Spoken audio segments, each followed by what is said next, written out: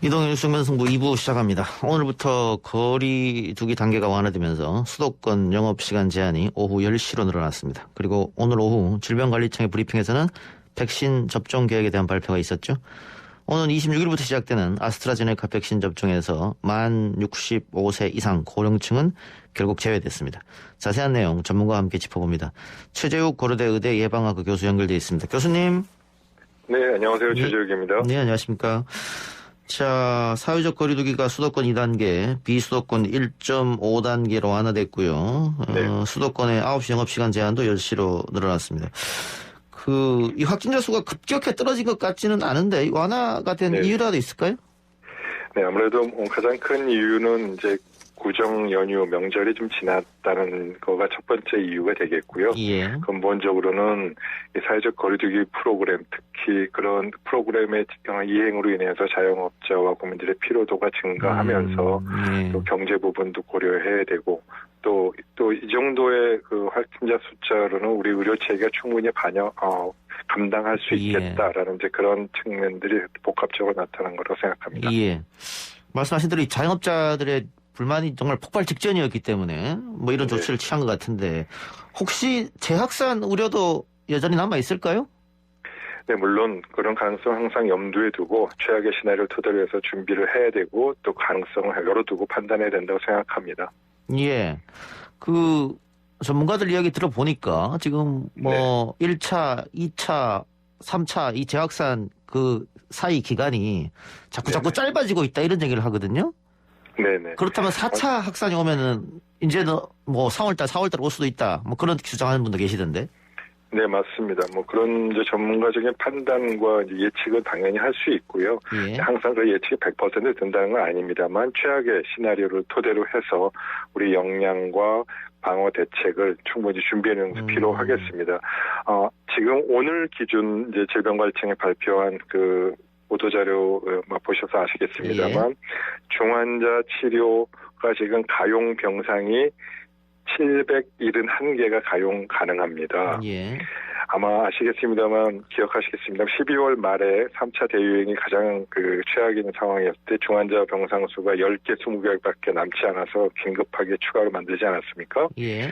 이제 지금은 이제 어느 정도 방역 역량도 그 3차 대유행 때보다 훨씬 더 강화가 되고 역량이 강화돼서 어느 정도 이상 4차 대유행이 오는 걸 준비해서 만전의 준비를 좀 어느 정도 하고 있기 때문에 이러한 부분들을 종합적으로 고려해서 거리두기 프로그램도 완화하는 것이 적절한 부분도 있다 이렇게 생각해 볼 수 있습니다. 5인 이상 집합금지는 계속 유효한 조치인데요. 이게 결국은 이렇게 하는 것이 효과적이기 때문에 이렇게 하는 거겠죠, 아무래도? 네, 맞습니다.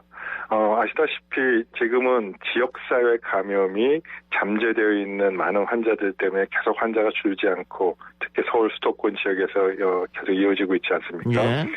이러한 부분은 일상생활 어느 곳에서도 이제 감염이 확산될 수 있기 때문에 5인 이상 사적 모임 집합 제한 이런 부분들이 가장 효과적이고요. 특정 업종, 특정 장소, 특정 모임에 국한해서 규제를 하거나 모임을 안 하는 이런 부분들은 보다는 이런 전반적인 총괄적인 규제, 총괄적인 이런 방역 지침이 5인 사적 모임이 대표적입니다만 가장 효과적으로 이 지역사회 감염에 대처할 수 있기 때문에 그런 조치들을 계속 이행해 가는 것이 필요합니다. 예. 5인 이상 집합금지 이것만 봤을 때는 사실상 3단계보다 더 강한 조치다 이렇게 얘기하고 있는 사람도 있거든요. 그러면 이 조치는 언제까지 가리라고 예상하십니까? 어느 정도 종합적으로 고려해야 되겠습니다. 그 방역 역량과 의료 체계의 역량, 그다음에 환자 발생의 전반적인 방향, 또 이 백신 접종의 시작과 더불어 고려해봐야 되는데요. 근본적으로는 아까 말씀하신 대로 3단계보다 오히려 5인 이상이 더 원래 기존에 없던 건데 더 강한 거 아니냐, 뭔가 좀 앞뒤가 안 맞는 거 아니냐 이렇게 생각하실 수 있을 것 같습니다. 그래서 충분히 맞고요. 따라서 사회적 거리두기 프로그램을 이런 5인 이상 같은 이런 총괄 기준, 단편 기준이 아니라 이런 시스템으로 복합된 전체적으로 사회적 시스템을 개편해야 되는 부분은 분명히 필요하고요. 사회적 시스템의 이 거리두기 시스템 개편과 맞물려서 이런 부분을 좀 조정하면은 그런 부분들 형평성이라든지 이런 부분들이 충분히 균형이 맞춰질 거라고 보고 있습니다. 알겠습니다. 자, 그리고 오늘 많은 분들이 관심을 가질 소식인데 백신 1분기 접종 계획 발표가 있었고요. 26일부터 하겠다. 그런데 아스트라제네카는 만 65세 이상 고령층은 결국 제외됐습니다. 뭐 의사들 재량에 맡기겠다 이런 얘기도 있었던 것 같은데 결국 이렇게 결정한 이유는 어디에 있습니까? 예, 아무래도 65세 이상 고령자에 대한 아스트라제네카 백신의 효과성과 또 그걸 판단할 만한 과학적 증거가 아직은 부족하다, 불충분하다가 전체적인 이유고요. 예. 그러나 그러한 자료가 지금 불충분한 건데 그 자료는 아마 한 달 정도 지나면 이제 영국에서 또 미국에서 제가 두 나라에서 자료가 보완이 되면 해소가 될 거라고 봅니다. 그래서 한 달 정도 연기됐다 그렇게 생각하시면 될 것 같고요. 예. 지금 그렇다고 해서 65세 이상을 지금 한 달이라도 고령자분에게 안 맞는 것보다는 맞는 게 맞으니까 그래도 접종하는 게 좋지 않겠냐라는 입장도 충분히 있습니다. 예. 고려해야 될 상황인데 그 부분은 이제 과학적 증거가 불충분하다 보니까 여러 가지 상황을 고려해서 경제적 또 집단 면역의 형성 시기, 조건, 많은 부분들에서 종합적으로 고려될 상황이기 때문에 그 부분은 추가로 중대본 같은 곳에서 예. 의료인뿐만 아니고 사회 공론화 과정을 거치는 그런 형태를 통해서 검토해 볼 수 있겠습니다. 그러니까 뭐 이 아스트라제네카 백신이 뭐 심각한 부작용을 낳고 이래서 제외된 건 아니네요. 그렇죠. 예. 네. 그럼 한 달 뒤에는 65세 이상도 이 아스트라제네카 백신을 접종할 수 있겠다 이렇게 보면 되겠습니까? 네, 지금은 그렇게 저도 전망을 하고 있습니다만 뭐든지 더더구나 전 국민을 대상으로 해서 지금 집단면역 형성이라는 관점에서 이 정책을 시행하다 보니까 돌다리도 신중하게 두들겨 보는 그런 신중함 정책이 지금은 과학적으로 필요하지 않는가라는 점에서 그런 결정이 나왔다고 봅니다. 예. 그럼 앞으로 2월, 3월 진행될 백신 접종 계획은 어떻게 되는 겁니까? 일단 의료진들이 제일 먼저 맞을 테고요. 네, 지금 뭐 백신 이제 확보가 달렸는데요. 이제 아스트라제네카 같은 경우는 아까 말씀드린 대로 의료인들하고 또 65세 미만의 집단 접종 집단 시설에서 이제 계신 분들이 맞게 되고요. 화이자는 의료인부터 먼저 맞게 되겠습니다. 그래서 이 코로나19 치료 병상이라든지 전담 병원에 근무하시는 요원들, 종사자분부터 먼저 맞게 되는 것으로 접종 계획이 2월 달에서 2월, 3월 계획이 잡혀져 있습니다. 예. 방역 당국은 11월까지 집단 면역이 목표다 이렇게 얘기한 것 같은데 이거 65세 이상이 이렇게 한 달 정도 미뤄지면은 그 집단 면역 목표도 조금 늦춰 잡아야 되는 거 아닌가요? 그렇진 않을 것 같습니다. 그렇습니까? 예. 네, 12월까지 집단 면역 목표는 형성 목표는 아마 큰 차질은 없을 거고요. 예. 초기에 지금 1, 4분기의 계획이 조금 늦어져서 한 달 정도, 그것도 65세 이상 집단에 계신 분들만 조금 늦게 해서 하지만 또 중간에 스피드를 내면 충분히 그 전체 목표는 크게 달라지지 않을 겁니다. 예. 최근엔 또 이 변이 바이러스에 대한 공포도 계속 이어지고 있습니다. 이게 네. 뭐 전파력이 더 강하다 이런 얘기도 있었습니다만은 최근에는 또 치명률도 더 높다 이런 말까지 있어가지고 이 변이 바이러스에 대한 대응도 당연히 방역 당국은 하고 있겠죠? 그 부분도 좀 여러 가지 고려를 지금 예. 해야 되는 상황입니다. 우선 전파력이 높아지는 것은 기존의 사회적 거리두기 프로그램과 같은 방역 대책에 대한 부분을 강화해야 되는 것을 의미하고요. 치명률이 높아지면 의료체계, 아까 말씀드린 중환자 치료 병상수 더 많이 확보해야 되지 않겠습니까? 예.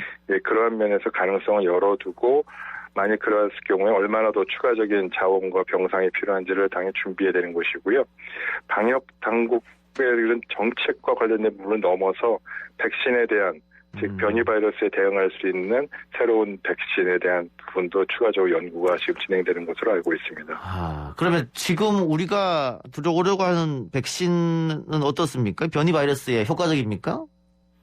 현재 대부분의 지금 시판 예정인 혹은 접종 예정인 백신은 이 변이 바이러스에서는 특별하게 효과의 영향은 없는 것 같다. 예. 다행이다. 그렇게 생각하는데, 그 중에 지금 한두 개 백신 정도가 약간 이제 특히 남아프리카 변이 바이러스의 부분이 좀 잘 안 되는 것 같다. 그런 우려가 있다는 부분을 좀 논의를 하고 있고요.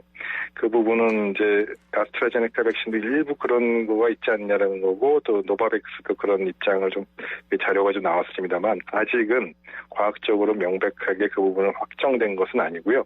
지금 논의를 하고 있고 그 논의에 따라서 추가적으로 필요한 부분들을 조치를 할 예정입니다. 아직은 너무 걱정을 안 하셔도 될 것 같습니다. 그렇군요. 근데 어쨌든 이 백신은 다국적 기업의 제약회사들이 계속해서 결과를 내놓고 있는데 치료제는 크게 어떤 소식이 없는 것 같습니다. 물론 뭐 우리가 셀트리온 치료제 내놓긴 했습니다만 치료제는 어떻게 돼갑니까? 네, 그 부분은 좀 매우 좀 아쉽습니다만 예. 현실이 그렇게 됐습니다. 치료제는 아시다시피 결국 중증 환자가 사망하지 않게 만드는 데 목표가 있지 않겠습니까? 예. 따라서 지금 대부분의 100명이 감염이 되신다면 중증으로 가는 비율이 10% 미만이고 그중에 중환자실까지 가게 돼서 사망에 이른 게 1.8%이기 때문에 치료제가 개발된다 하더라도 소수 즉 중등도 이상의 예. 그런 경우에만 이제 효과를 발휘하고 그 또한 아주 특효약처럼 이렇게 돼 있는 부분이 아직은 개발이 안 돼 있습니다. 전 세계적으로. 그래서 이 부분은 노력은 지금 계속하고 있습니다만 개발된 이 치료제를 하더라도 일부 집단에만 효과가 있는 것 같다. 그리고 전체적인 이 코로나19의 사망률을 판도를 바꿀 수 있는 특효약은 아직까지 아직 없다. 우리나라 예. 포함해서 없다. 그렇게 이해해 주시면 좋겠습니다. 알겠습니다. 교수님 오늘 인터뷰 감사합니다. 네, 감사합니다. 네, 지금까지 최재욱 고려대 의대 예방관과 교수였습니다.